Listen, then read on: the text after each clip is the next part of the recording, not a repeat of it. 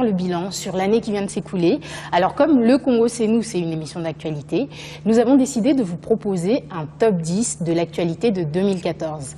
Alors pour commenter ce top 10 avec nous aujourd'hui, Monsieur Guy Momat. Bonsoir monsieur.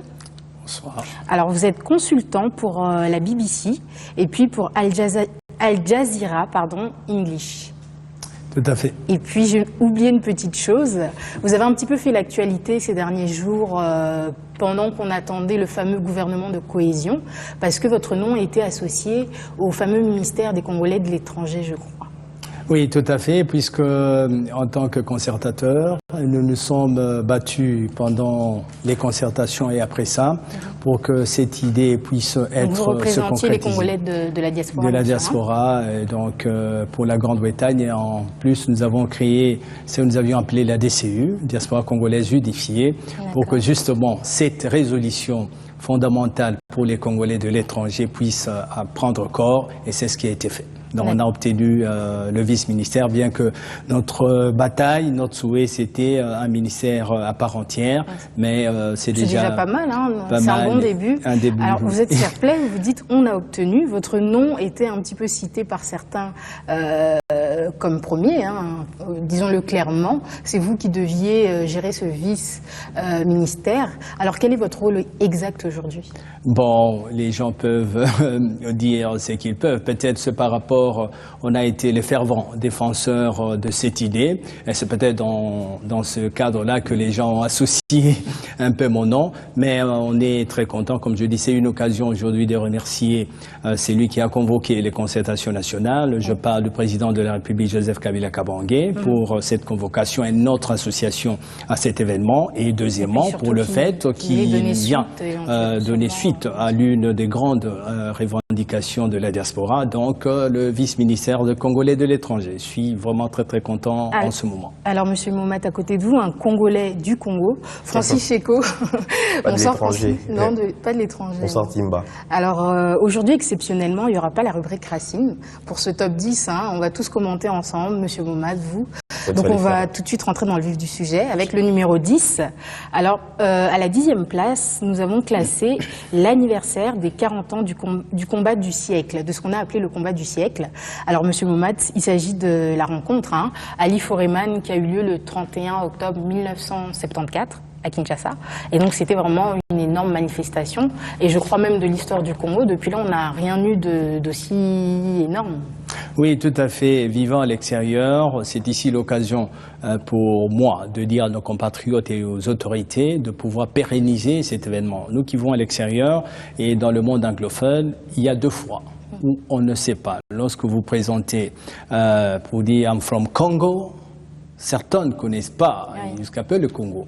Et lorsque vous faites référence au fait que c'est le pays où il y a eu les formats de yes. Donc pour nous, c'est une interpellation au jour d'aujourd'hui, au lieu que on laisse passer des événements comme ça et pérenniser d'abord cet élément qui est justement, primordial. vous parlez de pérenniser, il y a eu quand même une manifestation au Shark Club à Kinshasa, donc c'était une soirée de gala en hommage, donc il y a eu plusieurs combats, et c'est vrai que c'est dommage, vous qui dites qu'on ne sait pas pérenniser, cette soirée, moi j'ai trouvé, vu que j'y ai assisté, que c'était pas forcément à la hauteur d'un tel événement qui, comme vous le dites, n'importe où dans le monde, dès que vous faites référence à ce match, on connaît Kinshasa, donc c'est un petit peu dommage. Oui, Francis? Justement, sur ces, moi je voudrais dire, on n'a pas vraiment assez profité de cet événement-là, parce qu'après, 35 ans après, Will Smith a tourné le film de Mohamed Ali. Oui. Et il était le question combat, de le tourner ici dans effectivement, les premiers temps, ben, on a raté cette occasion-là. Will Smith et tous les réalisateurs d'Hollywood ont tourné ces films en Afrique du Sud. Donc c'était une occasion manquée pour nous. Et là, quand il fait allusion à ça, je viens de Londres et il y a eu ici un grand événement qui est lié à la RDC. C'est le Tarzan. Et une fois de plus, au moment où je vous parle, ce film, au lieu d'être tourné en RDC, a été tourné en Grande-Bretagne. Comment vous l'expliquez d'ailleurs, vous qui êtes un peu dans le sillon politique, parce que souvent on dit que ce sont des freinages au plus haut niveau de l'État, des histoires de financement. où tout le monde ne s'y retrouverait pas. Donc ce sont des blocages un peu idiots face à l'ampleur que ça peut pour les retombées du pays. Non, en principe, je ne pense pas que c'est un problème de moyens, c'est un problème de vision. Vous comprenez un peu. C'est là que quelque part, et je suis très content que vous, en tant que communicateur, vous ayez relevé ce fait. Au jour d'aujourd'hui, je me dis, le ministère de la Culture, c'est pas les moyens pour pérenniser un tel truc. Et je parlais tout à l'heure du film de Tarzan. On a créé en Grande-Bretagne un Congo. Et le film a été tourné par les acteurs de Hollywood. Au moins une victoire pour la RDC, c'est le fait que dans ce film, on a pu prendre un Congolais qui a une connaissance à moi, ancien, il est acteur, donc il n'était qu'un simple catcheur britannique, au moins c'est le seul acteur noir représentant le Congo qui a été recruté pour participer à ce film. Et là encore, voilà une interpellation. Ce Congolais-là, il viendrait ici en RDC, puis là c'est Tuna Leicester, donc en première, et d'ici janvier, ils vont une promotion, et je m'imagine ce Congolais viendrait ici au Congo, même pour être reçu par le ministre de la Culture, il ferait une longue queue. Notre apport en tant que Congolais de l'étranger. Ceux peut-être qui ont une vision, pour continuer dans notre top, parce qu'on a très peu de temps. Alors pour la 9e place, l'équipe a choisi la visite de John Kerry à Kinshasa. Vous parliez de vision, Monsieur Momat. On a eu l'impression, pendant cette année 2014, qu'aussi bien pour les États-Unis que pour la France, ils ont un peu lorgné la RDC. On dirait tout d'un coup la RDC devient le pays incontournable d'Afrique où il faut être. Parce que cette visite de John Kerry, c'était pas anodin. Oui, tout à fait. Le Congo, et c'est là un message très fort. Au jour d'aujourd'hui, le Congo a une certaine visibilité. On a vu depuis 2008, 98, la période de guerre, mais avec l'impulsion du chef de l'État, avec cette volonté de pouvoir terminer la guerre, le Congo revient sur l'orbite. Et d'où je trouve très judicieux le discours du chef de l'État lors du sommet des Nations Unies, qu'il ait mentionné ce fait que le Congo est devenu debout. Et ce n'est pas un simple discours, il appartient à tout Congolais, de l'extérieur, de l'intérieur, de capitaliser ça. Peut-être que j'ai une autre vision, mais au Congo, au jour d'aujourd'hui à l'extérieur, le Congo commence à peser. Alors, est-ce que le capitaliser, ça veut dire accueillir aussi bien les Américains que les Français, sans contrepartie visible pour la population? Parce qu'en général, c'est ce qui se passe. C'est bien beau de les voir venir, ça veut dire plus d'investissement. Barack Obama qui avait annoncé des milliards d'investissements au Congo, mais au final, est-ce que la population congolaise va aussi en profiter? Oui, bon, il ne faut pas trop espérer de l'étranger. Donc, le message, c'est que le Congolais, de l'intérieur, les autorités, c'est à nous de pouvoir booster notre pays. Les autres ne peuvent venir qu'en appui.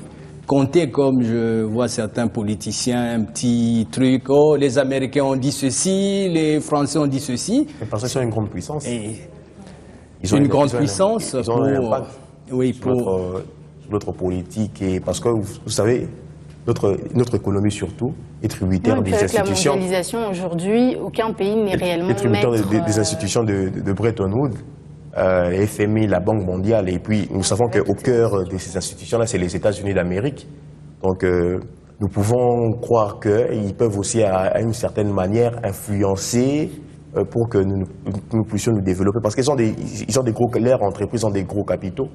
Peuvent venir ici investir. Non, et ils le font, mais est-ce qu'il y a d'un peu bizarre ou d'un peu contraignant? C'est qu'on n'a pas l'impression que la population en profite réellement, Aussi bien pour les grandes sociétés minières que les investissements au niveau du pétrole. C'est quand même une vraie manne que les étrangers viennent rechercher ici, pour toute notre richesse du sol, mais au final... Mais c'est justement là, c'est ça l'interpellation. Les Américains, les Français, quand ils viennent ici, avec leurs milliers, comme ils le prétendent, que le Congolais sache, c'est pas pour leur bien. C'est d'abord pour leur population et consort. Il appartient à nous, lorsque nous accueillons, lorsque nous négocions, que nous puissions privilégier l'intérêt du Congolais. C'est ça. Ne pas faire cela, espérer qu'un Kerry viendrait ici pour ce qu'il aime, les Congolais, ce serait absurde. Bien sûr. Alors, quelqu'un d'autre que les Congolais aimaient beaucoup, c'est la 8e place de notre top 10. C'est la mort de King Kester Emenea, qui est donc survenue le 13 février 2014. Et on a pu se rendre compte, bien sûr, avec sa mort à lui, et puis quelques mois avant celle de Taboulé, que vraiment la musique a une grande place dans la vie des Congolais. Alors, question pour vous, le journaliste, Monsieur Guy Momad, qui avait aussi l'habitude de l'étranger, comment ça se fait, nos musiciens ne sont pas plus reconnus que ça de leur vivant?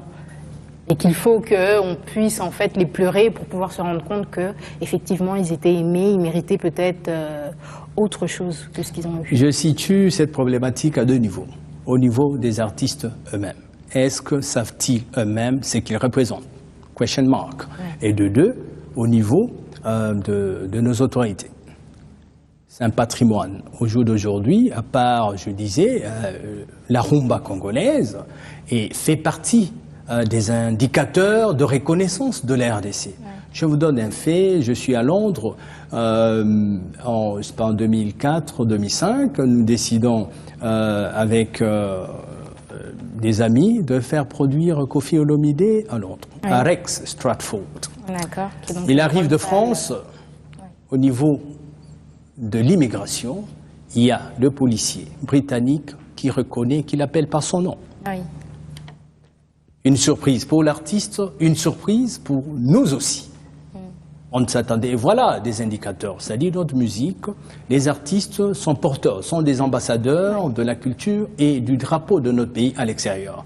Il suffit qu'il y ait une volonté combinée de la part des artistes et des autorités pour les accompagner pour que nous ne puissions plus assister à ce genre de trucs où on quémande pratiquement. Et puis autre chose qui est révélateur aussi, c'est la place qu'a pris la musique congolaise au sein de l'industrie africaine. C'est-à-dire que vous qui vivez à Londres, vous devez le voir avec la musique nigériane, on a complètement perdu notre place de leader qu'on avait dans les années 60-70 parce dans que les débuts. Les Nigériens s'organisent comment? C'est une industrie vraiment. Au Nigeria, ils ont des industries, oui. Ils ont des studios, des industries de duplication. Et puis il est strictement interdit de pirater, un Nigérien est strictement interdit de pirater une œuvre nigériane. Mais tu peux pirater une œuvre congolaise, on va pas t'arrêter. Donc c'est comme ça que dans cette optique-là, nous aussi nous devons marcher. Il faut des moyens colossaux pour accompagner les musiciens colossaux pour accompagner nos artistes et musiciens arrivent à bon port. Par exemple, le cas de King Kester Emenea, oui. C'est un grand nom de la musique congolaise. Il a fait son temps, il a marqué par des grands albums tels que Nzinzi, je me rappelle de l'album Nzinzi. Donc il a fait énormément de choses pour la musique. Nzinzi qui méritait vraiment un disque d'or ou soit un disque de platine. Mais comme ce n'était pas vraiment canalisé, ça s'est vendu ça et là comme ça. Donc selon vous, c'est ce qui explique un peu la pauvreté de nos artistes. Et là, pas seulement la piraterie, je parlais de la responsabilité des artistes et des producteurs congolais. Je vous donne un cas, à Londres, ceux qui connaissent Warren Street, il y a une grande maison de production et il y a 7 ans, 8 ans, je me retrouve devant un coffret de Mbili Abel, qui reprend pratiquement les chansons de toute sa carrière. Et étant congolais, je m'intéresse, dites-moi bien, le droit d'auteur a été vendu à cette firme à une bagatelle somme maudite de 3000 livres sterling à l'époque. Pour combien de bénéfices pour celui qui... Je parle d'un coffret, imaginez-vous. Et ça appartenait à cette structure qui les vend à dessein. Voilà un peu... voilà. Bien sûr. Alors, Monsieur Momad, je vous propose de revenir un petit peu sur la politique intérieure liée, donc, comme le disait Francis, à la politique étrangère. Pour notre 7e place, on a l'expulsion du représentant des Nations Unies en RDC. Alors, c'est vrai que cette année, on a l'impression que le président Joseph Kabila a voulu un peu marquer sa position face à la communauté internationale, non? Selon vous, c'était quoi le message derrière cette expulsion? Cette expulsion, le message est très clair. Que le Congo, c'est un pays souverain et que dans les concerts de nations... Souverain, mais lié par un certain nombre de traités et puis d'accords aussi. Donc ça, il ne faut pas l'oublier, notamment sur l'importance des droits de l'homme pour les Nations Unies.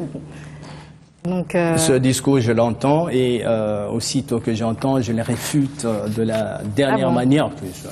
Vous savez, le cheminement, et c'est fort, c'est par une simple coïncidence, donc je me suis intéressé à ce dossier.